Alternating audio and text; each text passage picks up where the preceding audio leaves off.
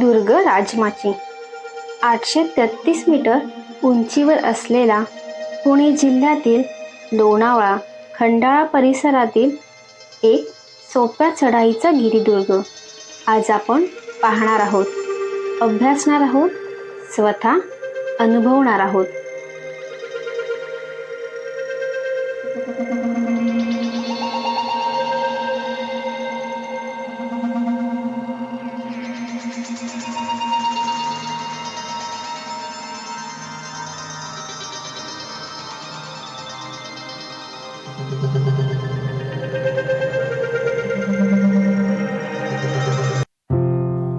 गडकिल्ले महाराष्ट्र गडकिल्ल्यांचा.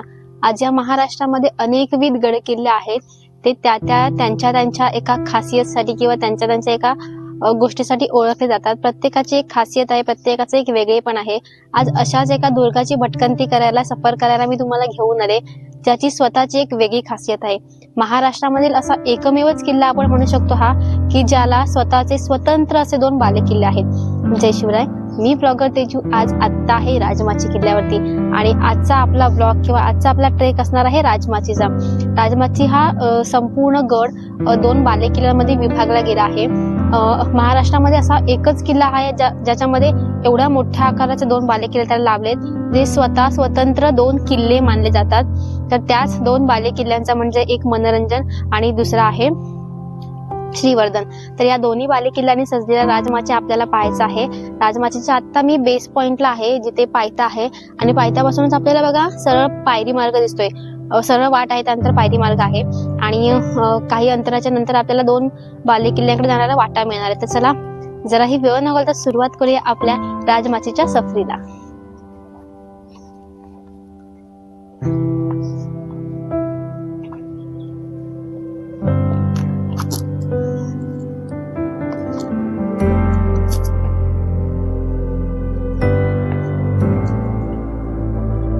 राजमाची गडाच्या पायथ्याला पोहोचण्याआधी आपल्याला सलग 15 किलोमीटर हा असा रस्ता लागतो. त्यामुळे इथे येताना आपली गाडी म्हणजेच आपण जर प्रायव्हेट व्हेकल घेऊन येत असू तर आपल्या गाडीची चाकं, टायर अगदी मजबूत असायला हवेत. 10 किलोमीटर नंतर या अशा प्रकारचे बोर्ड दिसते. फलक थोडं कन्फ्यूज करणारा आहे, पण आपल्याला लेफ्ट साईडनेच जायचे आहे.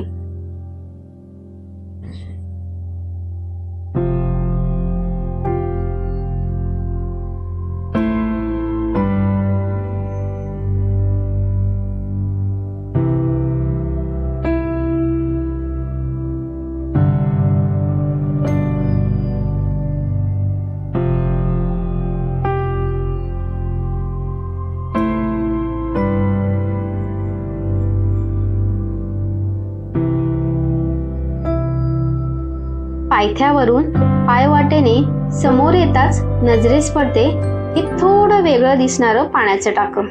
खोल्यांमध्ये टाकी खोदून त्यात पाण्याचा साठा केला आहे.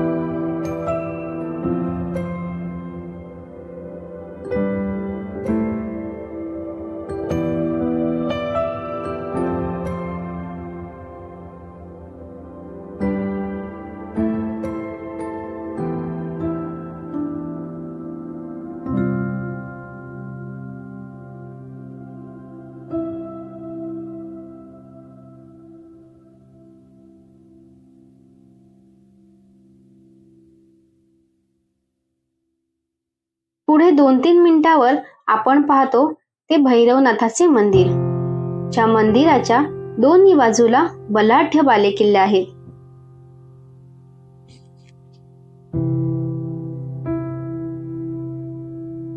मंदिर परिसरामध्ये आपल्याला समोर काही मूर्ती पाहायला मिळतात. त्यानंतर मंदिराचा हा सुंदर परिसर.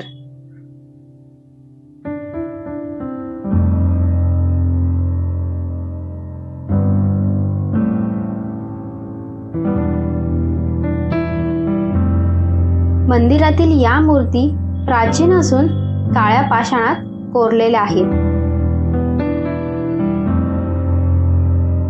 मंदिराच्या मागच्या बाजूने गेलेली ही वाट आपल्याला घेऊन जाणार आहे मनोरंजन बालेकिल्ल्याकडे. वाट थोडी जंगलाचीच आहे, पण प्राण्यांचा धोका नाही. फक्त सह्याद्रीच्या माकडांपासून थोडे जपूनच.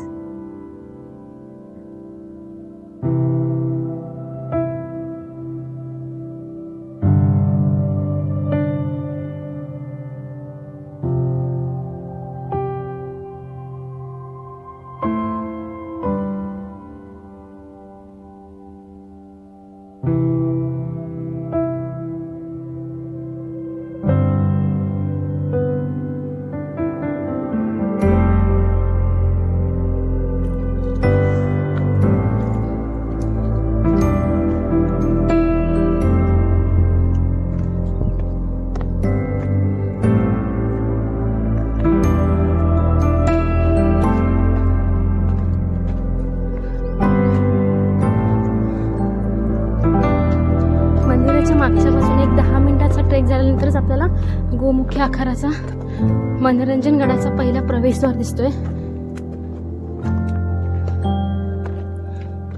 आणि हा प्रवेशद्वार पूर्ण गोमुखी रचनेमध्ये, जसं की महाराष्ट्रामध्ये आपल्या बऱ्याचशा गडकिल्ल्यांना गोमुखी पद्धतीचे दरवाजे आहेत, त्याच पद्धतीचा महादरवाजा या मनोरंजन गडालाही आहे. दरवाजाच्या आतमध्ये जर आपण प्रवेश केला तर दोन्ही बाजूला मोठ्या आकाराच्या प्रशस्त पहारेकरांच्या देवड्या आपल्याला पाहायला मिळतात.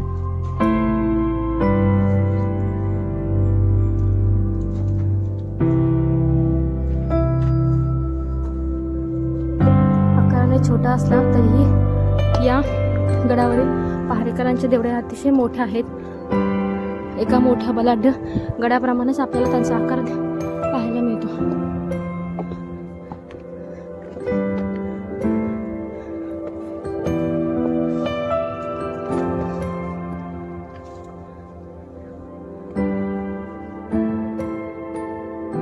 मनोरंजन गडावर सुरुवातीला आपण हे काही वाड्यांचे अवशेष पाहणार आहोत. तेथून पुढेच आपल्याला पाण्याचे एक सुंदर टाकं लागेल. पाणी पाहिलं तर आजही मुबलक आणि स्वच्छ. या बालेकिल्ल्यावर आपल्याला प्रामुख्याने 2 इमारती दिसतात. त्यातील ही पहिली इमारत. जर आपण पाहिली तर दगडी छप्पर असलेली दिसते. त्यावरून दारुगोळ्याचे कोठार असेल कदाचित, असे आपल्या निदर्शनास येते.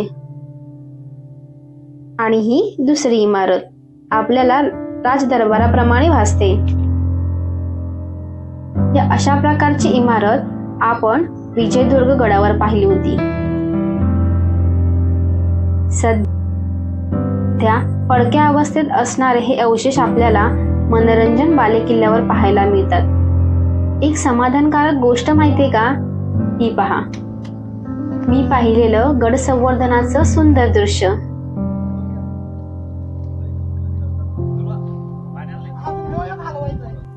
मनोरंजन गडाच्या जो बुरुज आहे त्या बुरुजावर आता आपण आलोय. इथून आपल्याला आजूबाजूचा पूर्ण प्रदेश पाहायला मिळतोय. राजमाचीचे हे बालेकिल्ले एवढ्या उंचावरती आहेत ना की इथून आजूबाजूच्या पूर्ण प्रदेशावरती अगदी इझिली नियंत्रण ठेवता येण्यासारखं आहे. तुम्हाला माझ्या मागेही दिसते बघा, पूर्ण प्रदेश इथून छान कॅप्चर करता येतो, छान बघता येतोय, निरीक्षण ठेवता येते. हा जो बुरुज आहे आणि जो मनोरंजन हा दुर्ग आहे किंवा बालेकिल्ला आहे त्याच्या आकारामानापेक्षाही जास्त मोठा श्रीवर्धन आहे. तुम्हाला माझ्या मागे बघा दिसतोय श्रीवर्धन, जो त्याच्यापेक्षाही उंच आहे. सो त्यावरून तर अगदी तो मोक्याचा आहे किंवा अगदी एक बोलतो ना आपण केंद्रबिंदू आहे. आजूबाजूच्या पूर्ण परिसरास आपण निरीक्षण करू शकतो. आणि जर आता आपण या मनोरंजनचा विचार केला तर फारसं असं काही बघण्यासारखं इथे वाटलं नाही आहे. जे आपण छोट्या मोठ्या गोष्टी पाहिल्या त्याच, कारण बऱ्यापैकी पडझड झाली आहे. त्यामुळे फक्त आपल्याला छोटे छोटे स्ट्रक्चर जे असतात ना त्यावेळीच्या बांधकामाचे ते स्ट्रक्चर पाहायला मिळत आहेत. आणि पडक्या अवस्थेतले काय अवशेष असतील तरच. तर आपण इथे टाइम वेस्ट न करता आपला नेक्स्ट टार्गेट पॉईंट आहे श्रीवर्धन, कारण तो आकाराने खूप मोठाही आहे. तिथे बघण्यासारखी अनेक गोष्टी आहेत. प्लस गडाचा जो एकंदरीत इतिहास आहे तो आपल्याला तिथे खऱ्या अर्थाने जगता येणार आहे. आपण मनोरंजन गड फिरून बघा आपल्या मागे आहे तो मनोरंजन दुर्ग, तो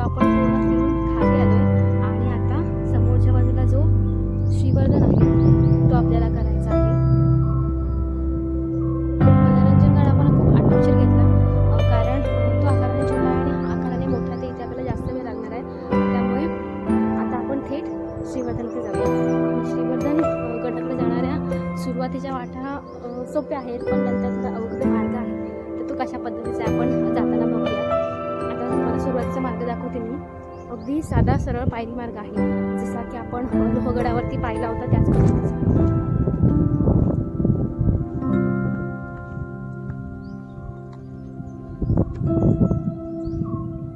बघा माझ्या मागे पायरी मार्ग आहे. या पायरी मार्गाने आपल्याला श्रीवर्धनकडे जायचं आहे. मंदिरासमोरून निघणारी ही वाट निघाली श्रीवर्धन गडाकडे.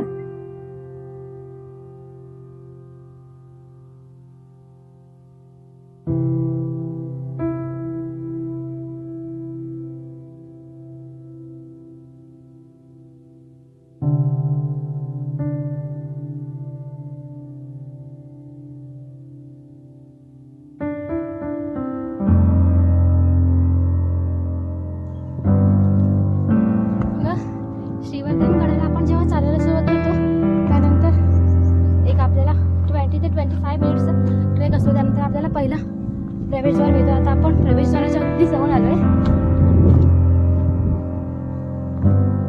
परंतु ज्याप्रमाणे आपण मनोरंजन बालेकिल्ला केला त्याप्रमाणे हा तेवढा इझी किंवा सरळ नाही आहे. तर आपल्याला पहिला स्टेपपासूनच त्याची ट्रेकिंग काय किंवा त्याची उंची काय ती कळते. आता पण बघा मी ज्या पॉईंटवरती उभी आहे तिथून खाली बघा तुम्हाला पूर्ण दरी खालचा भाग दिसतोय आणि काही सपोर्ट नाही आहे. तिथून आपल्याला वरती जायला स्टेप बाय स्टेप आपल्याला हळूहळू बालेकिल्ल्याच्या टॉपपर्यंत पोहोचायचं आहे. आणि आता आपण महादरवाजापाशी आलोय.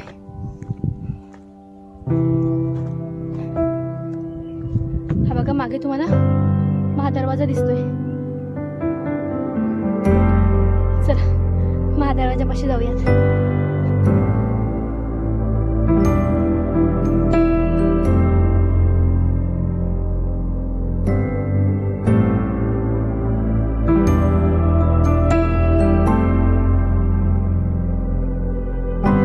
नाव फायनली आपण आलो आहोत श्रीवर्धन बालेकिल्ल्याच्या महादरवाजापाशी.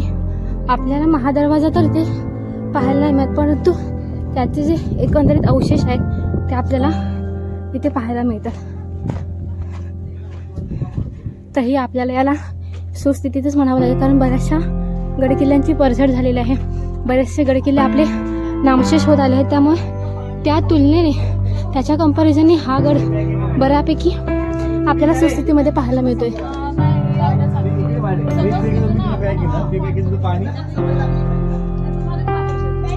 हा आपल्याला बालेकिल्ल्याचा महादरवाजा गोमुखी आकाराचा दिसतोय.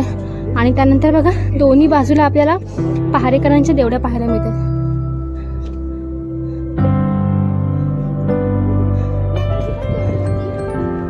तो तिथे आहे ध्वजस्तंभ.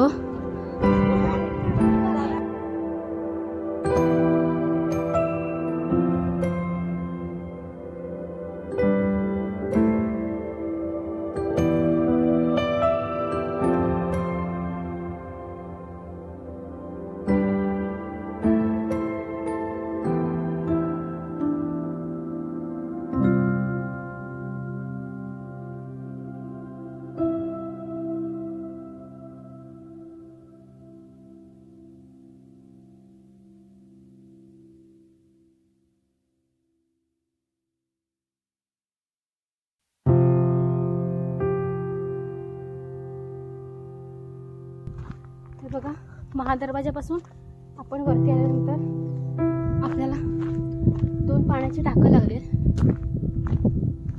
तुम्हाला जवळ जाऊन दाखवते.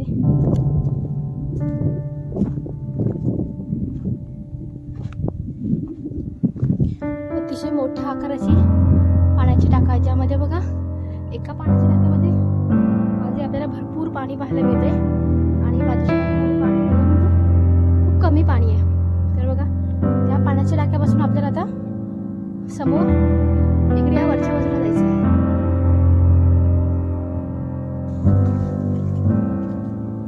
पाण्याच्या टाक्यापासून थोडंच पुढे आल्यावरती बघा आपल्याला दिसते ही कातळामध्ये कोरलेली खोली.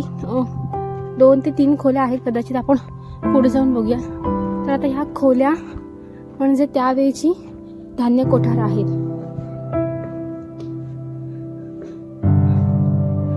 अतिशय मोठ्या आकाराची प्रशस्त अशी धान्य कोठारं हे एक आहे. याच्या बाजूला दोन्ही बाजूला आणखी एक एक धान्य कोठार आहे.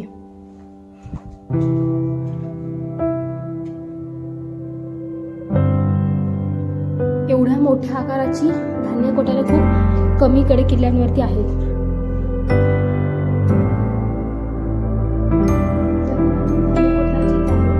एवढ्या मोठ्या आकाराची धान्य कोठारं ही खूप कमी क्वचित गड किल्ल्यांवरती आहेत. त्यातलाच एक गड म्हणजे हा श्रीवर्धन जो राजमाचीचा बालेकिल्ला आहे. त्याच्यामध्ये खूप मोठ्या आकाराचे 3 धान्य कोठार आहे. साधारणतः 1000 ते 1500 लोकांचा राबता नक्कीच या गडावरती या आधी होता असणार आहे. म्हणजे शिवकाळात किंवा त्या आधीच्या काळात, कारण 2 ते 2500 वर्ष जुना इतिहास ह्या गडाला लाभला आहे, जो आपण स्टेप बाय स्टेप पाहतच आलोय. त्यामुळे एवढ्या मोठ्या आकाराची धान्य कोठारं असणं म्हणजेच जास्त लोकांचा राबता किंवा जास्त प्रमाणावरती वस्ती या गडावरती त्यावेळी होती असेल हे आपल्या लक्षात येतं. आणि इथून आता साईडे बघा जी एक दुसरी वाट गेले, त्या वाटेला आपल्याला जिथे ध्वजस्तंभ आहे त्या टॉपवरती जायचं आहे. चला.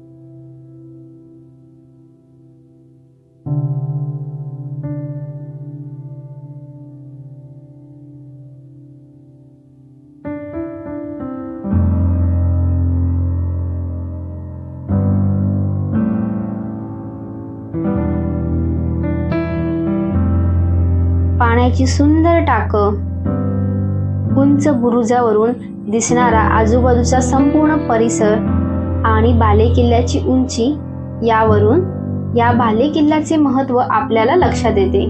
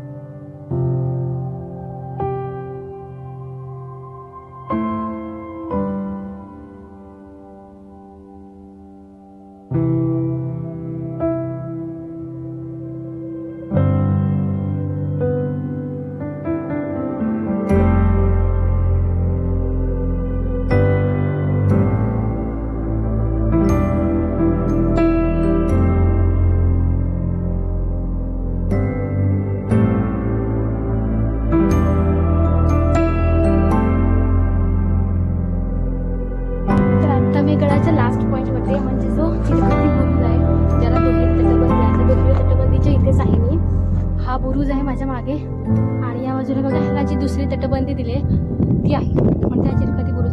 आणि तो कशा प्रकारे आपण खाली आलो ते पाहिलं व्हिडिओच्या माध्यमातून. तर तुम्हाला व्हिडिओमध्ये माझा आवाज खूप छोटा किंवा बॅकग्राऊंड साऊंड खूप जास्त ऐकायला येत असेल, त्याचं कारण म्हणजे व्हिडिओच्या स्टार्टिंगला जर इंट्रो घेतल्यानंतरच जो माईकचा कनेक्टर असतो तो कनेक्टर पडला खाली, जो एका कातळावरती आपटला आणि अक्षरशः त्याचे 2 तुकडे झाले, जो कनेक्टच होईना माझ्या मोबाईलला. त्यामुळे व्हिडिओ नॉर्मल शूट करूनच जो प्रयत्न केला आहे मी व्हॉइस द्यायचा त्या पद्धतीने तुमच्यापर्यंत पोहोचवला आहे. शक्य होईल तिथे बॅकग्राऊंड व्हॉइस दिला आहे.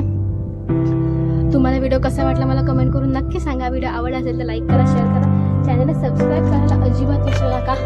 आणि भेटूयात पुन्हा एका नव्या अशा भन्नाट ॲडव्हेंचरने भरलेल्या अशा व्लॉगमध्ये. भेटू लवकरच. जय शिवराय.